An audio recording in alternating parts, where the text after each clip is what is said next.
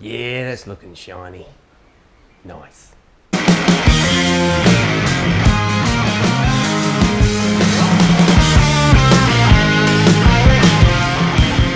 G'day fellas and ladies, hope you're doing well. Well, got a bit more done on the Falcon. This is part 2 in the XC Falcon 500 series, and yeah, it's been a little bit of an effort trying to get a few things done lately on account of it just won't stop raining, but you know, it is winter still, well almost the end of winter, but we're getting that last bit of rain, so that slowed things down. You know, when you sand and paint and polishing things, it can get a bit tricky, right? But we got there in the end, so I won't bore you with too much detail as to what I've been doing. I will just show you, I guess. It's a bit easier. So, let's have a look, eh? Well, as usual, you start off at the beginning. And I had to get rid of some of this yellow paint. It was just crazy. Tried absolutely everything to get this stuff off. You know, petrol, thinners, terps, alcohol. There was a couple other things I tried as well, but the stuff just wouldn't come off, so it came back to the fact that I was going to have to sand it. So sanding it was. Got quite a bit done, of course, because there was a hell of a lot there to do, but it's all coming off, no worries, right? All I used on that was some 400, and that seemed to take it right down to the white paint quite well. And as you can see in a lot of these areas, there's not a lot, you know, underneath this yellow paint. There's a small bit of surface rust forming, but you know, he kind of was a little bit excessive when it came to applying the old yellow primer paint or whatever it is. I don't know, still don't know what this stuff is, but it's a strange paint. And but it came off, and as you can see, it's looking pretty clean and tidy just with that yellow off. Down the sides here, it took quite a bit of doing. You know, I had to get that black sticky stuff off from where the side strips, you know, the door protectors were. Got all that off, and then a nice sand down. When I was sanding, I was using 2000 grit sandpaper. So it's, you know, very fine cut.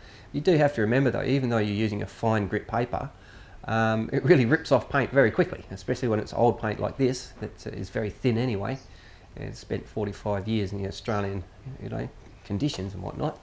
Yeah, it does take that paint down very, very quickly. So when people are saying about using finer grits, it does put a finer polish on the paint, but it, you know, it certainly does rip it off real quick. So after the sides were all done, and I got all the yellow off, it started looking a little bit better, and that's when the polishing started. And as you can see from the bonnet here, you know, getting all this yellow off and showing up all the spots that needed attention. It did leave a few exposed bare metal places around, you know, here and there, but I extra thick polished it. So it won't hold it off for very long, that is the surface rust in those bare metal areas. But it'll hold it off long enough just to see what I've got here and whether it's worth keeping this patina paint job, because it is, you know, I really am considering it at the moment as being an option. It does look alright, but in the end here I'll show you what it all looks like together. But once I've got this all sanded and spent all this time polishing, I only used a small buff. There you can see it's a battery powered buff. It's, you know, not a big heavy duty one. It's not really designed for these kinds of jobs. I do need a bigger one. I would like to give it another buffing again, simply because it didn't cut it as deep as I'd like it to, and I didn't want to do it with sandpaper because the paint just disappears. So yeah, I may have to do another bit of a cut and polish again on it, but this is just some soft cut. It hasn't been soft polished at all, and these are the results that we're starting to get. And as you can see from some of these areas, they're all, you know, there's still a bit of yellow on there. I didn't want to go through that just yet. I don't know what's underneath it, and I don't want to cause a new problem, especially, you know, making more rust. But now I'll take you around the car, and you can have a good look. Now, I'm pretty sure you guys will know that in a 45-year-old car, you're going to have a problem somewhere. It can't be completely rust-free, right? So, I'll show you where the rust problem is. Now, put your way up. Lovely boot, right? You see, I can put in a nice new seal. But here it is, ladies and gentlemen. There's our problem. That's our big rust issue. It's a tiny bit here and a tiny bit there. So what does that mean? Well, that means that this window certainly has to come out. We need to do these anyway, but that is as bad as it gets in this car. And I'm not surprised that it's there, because this is one of the worst places in the car. It starts up here, it goes to here, and then it goes down into here, and you lose all your channels. Now I'll pull this out. This is the new rubber seal. I'll pull it all out so you can have a good look in here.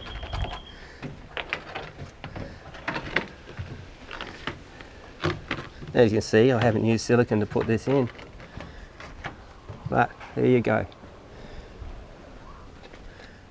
All the way up there. Absolutely perfect. Things like this is just paint that's come off. It's not even, you know, rust or anything. That's channel is spot on. Now, probably noticed a little bit of water there.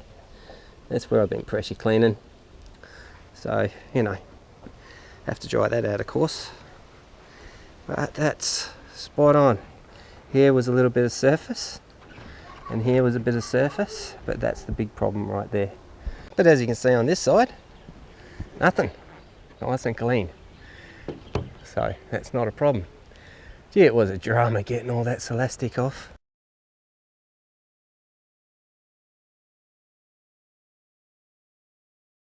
It was absolutely everywhere. It's even the gutters. Gutters are all good down there. It's sweet as. This side did come up a little bit better than the other side, simply because I got a bit of a technique by the time I got over here. You know, I haven't done a patina car before, so, but my skill level had jumped up a bit by the time I got to the bonnet. But it really does need more. The little buffer that I've got is not really cutting it, but we have got a glossy shine, and that does look a whole heap better. So much better. But there she is, shiny. Now this car runs like an absolute dream. I haven't started or showed you that before because it really hasn't been an issue. I do have some stuff to do to this motor, but it really does run very well. I'll kick it in the guts and show you.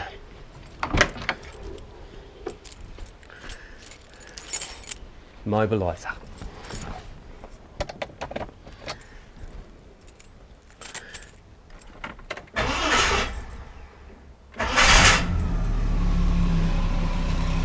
There you go.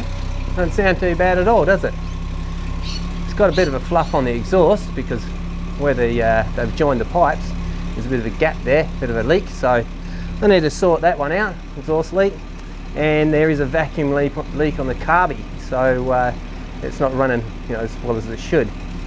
But that's pretty good, right?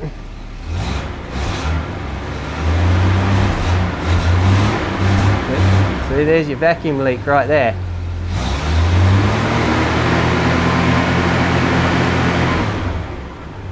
But it runs like a charm. So now that most of the polishing's done, which is a really good thing because I'm kind of tired of polishing, especially this shoulder's just, oh my gosh, I can't believe how bad this shoulder's gotten. But yeah, that's all good, right?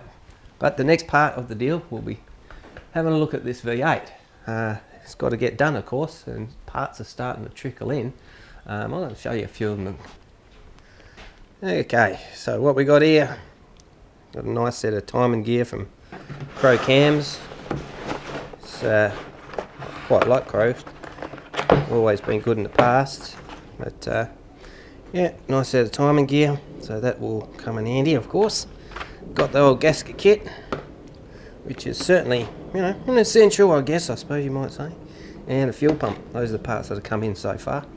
A couple other little bits and pieces like some nuts and bolts, and you know, I got new bolts for all around the water pump because you know, they get a bit of corrosion on them. And I've got a new one of these little pipes that go in. Need the brass one really because these metal ones, these steel ones, just rust out like that. So other bits and pieces are still on their way. I do need to strip this motor back, so that's probably going to be the plan for this week. See how we start going. Haven't forgotten the 250 of course, but you know, plenty of jobs, right? So I've still got a few jobs to do on the Falcon, that's for sure. But I really want to get stuck into this motor here, right? I'm kind of itching to start having a bit of a play with this one. You know, because, right? But anyway, I do have to do that carby on the Falcon to make sure that she runs a bit better. So when I take her out for a trip, we don't have any problems, right? Need to stick some shockies in there as well. She's a bit bouncy in the rear end. And when I do that, I'll show you there's something interesting about that rear end as well. But I'll talk to you about that when I get there, right? So yeah, we've got plenty more to do. Now, if I can get this gasket kit for the carby, that'll sort it out, no worries. But I want to get stuck into this motor. So I suppose I should really, right? There's nothing like the present to start a new job, right? But anyway, that's for the next video. Righto, take it easy and I'll talk to you next time. Cheers.